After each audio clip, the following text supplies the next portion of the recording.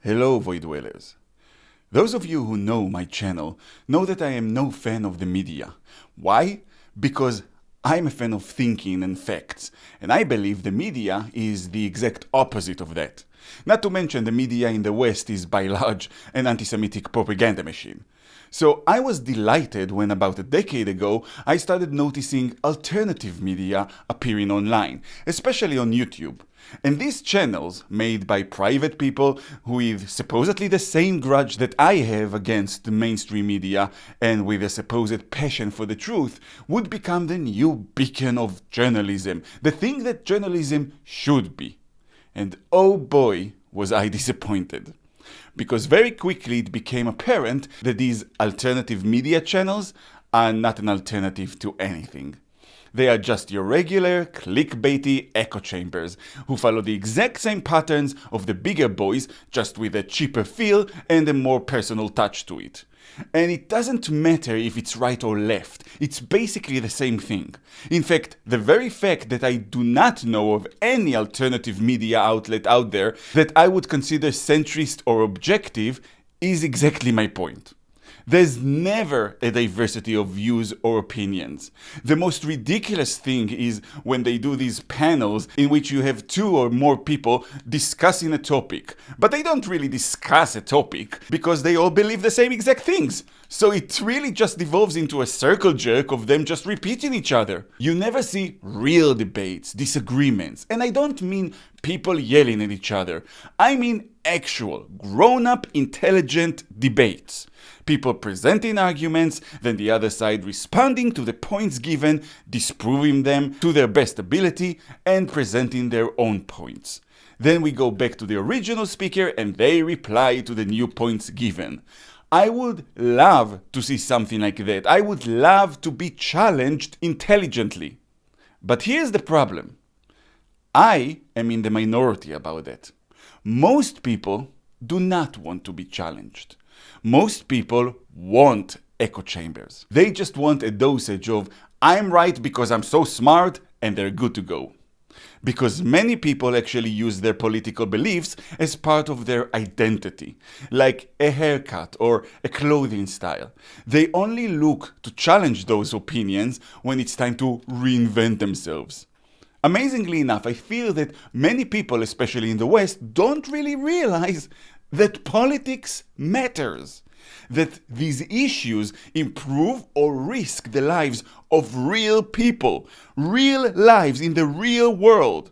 Like the Israeli-Palestinian conflict. They use the side they're taking like it's a football club. They just cheer for their side without even giving thought to the fact that there are real people on the other side and you are hurting real people. That is part of the reason the 7th of October atrocities were explained away or justified by some people on the left.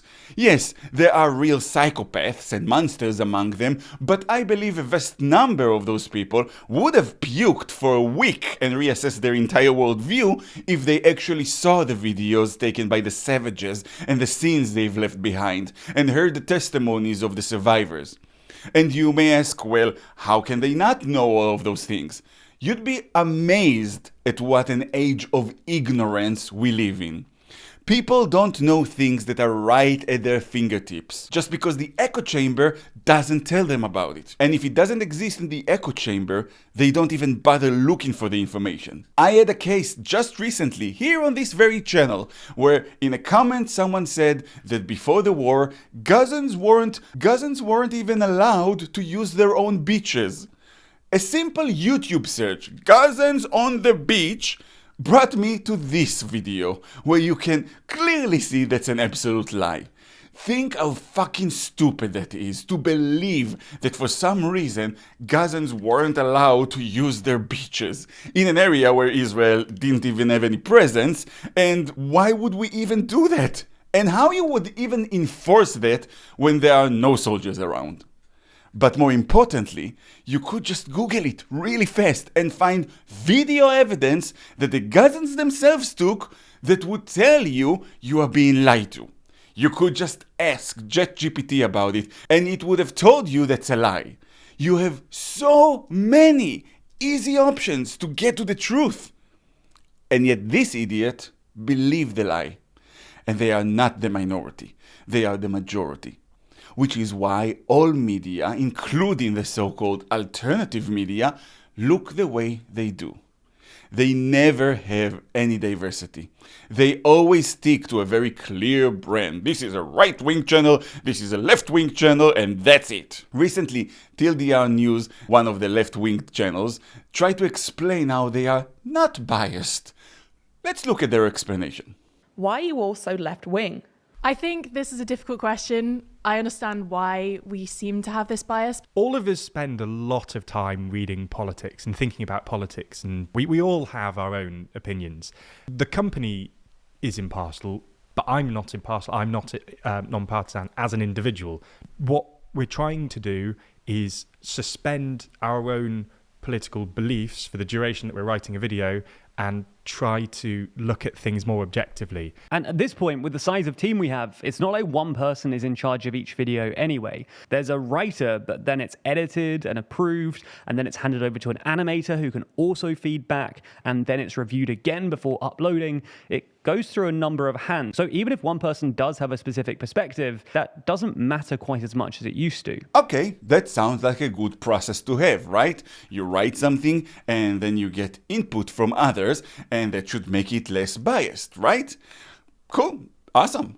So, can we maybe see who are these others that give you your input? I'm Ben, I'm one of the hosts and the writer of the TLDR News UK content. I'm Rory, I'm a writer. I also sometimes edit script. I'm Georgina, I'm a writer. My name is Nigel Ovadinov and I'm a writer. I am Zach and I am TLDR's editor-in-chief. My name is Jana Damic and I'm an animator. My name is Thomas and I am one of the editors/animators. I'm Alex and I'm the lead animator and editor at TLDR. I'm Scarlett and I edit the Daily Briefing and podcasts. And finally, I'm Jack. I'm TLDR's founder and CEO. Ah, so just copies of yourself, really.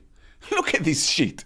They have no Jew among them, no Muslim, no black person, no right-winger, and I promise you, no Brexiteer. They all belong to the same group. So what the fuck are you even talking about? We're getting input from editors. You're ground in water. It has no effect. You're basically looking in the mirror and saying, mirror, mirror on the wall, is this the most objective script of them all? Why, yes, yes it is. No notes, you are so perfect.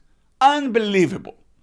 And of course, they all do clickbaits, and they all justify it in the same way. TLDR, in the same video, said that it simply works. And Tousie, from Tousie TV, a right-wing channel, he also recently defended his clickbait, saying that he is doing good clickbait. Meaning the videos are actually about what the clickbait says, even if it is phrased in a bit of a sensational way. And TLDR basically said the same thing in their video. It's honest clickbait. And in Tousie's video, he also said, it's called a headline. You know what? You're both right. It is exactly like the headlines of the mainstream media. And yes, it works, for the same reasons I said earlier, and also because people tend to be attracted to sensationalism. And everybody is doing it on YouTube, at least everybody who has some kind of success, regardless of politics even. For example, one of my favorite science communicators, Sabina, she has clickbait all the time. Look at this one. No, Sabina, it's not the end of academia.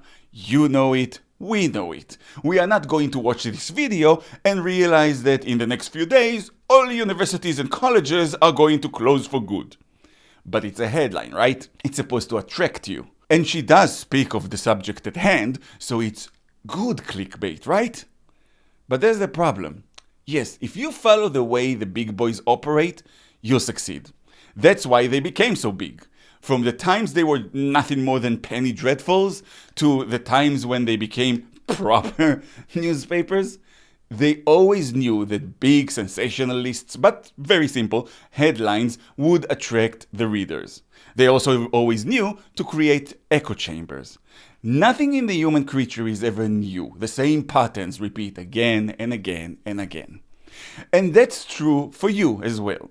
Because yes, you will succeed by doing that, but you are no alternative to anything. And I get it. It's kind of a paradox, really. It's basically like evolution. You know why we have 2 eyes and 2 ears and 1 nose? Because after millions and millions of years of evolution and billions upon billions of mutations, that seems to be the best configuration for us in the conditions in which we live. So that is what has survived. Same thing. You know why everybody does clickbait? Because it works better than anything else. It's just the way the human creature is wired. So everybody eventually falls into doing the exact same thing. It's depressing, but I can understand it. Hey, I try to avoid clickbait.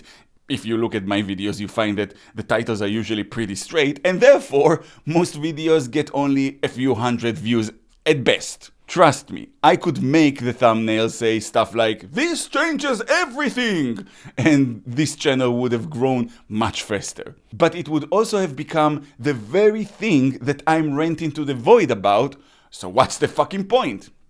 So I get it, if you are trying to make a business out of it, you have to attract your audience, and that's how the human creature is wired. Okay, but if you are going for alternative, do you really have to be an echo chamber as well? Would it really damage your brand, your business so much if you had a bit of diversity? If ideas were to be challenged and exchanged as if we live in, I don't know, a democracy or something? Like TLDR, would it really kill you to have a Zionist Jew looking over your nonsense that you obviously copy-paste from the BBC and the Guardian about the Israeli-Palestinian conflict? And Tousie, would it kill your brand if you had a calm conversation with a woke leftist who would explain to you why immigrants are not here to destroy your country? That's what I would go for if I was trying to make an alternative to the mainstream media. When reporting, I would have had people from different views reporting on the same thing. When doing a panel, I would have had people who actually disagree with each other, calmly and rationally debating the issues.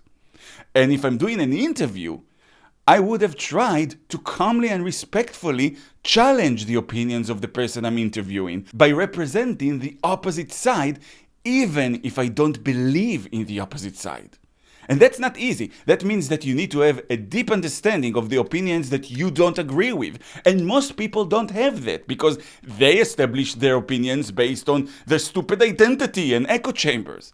But a person who can do that, that is what I would call an honest-to-God, proper journalist.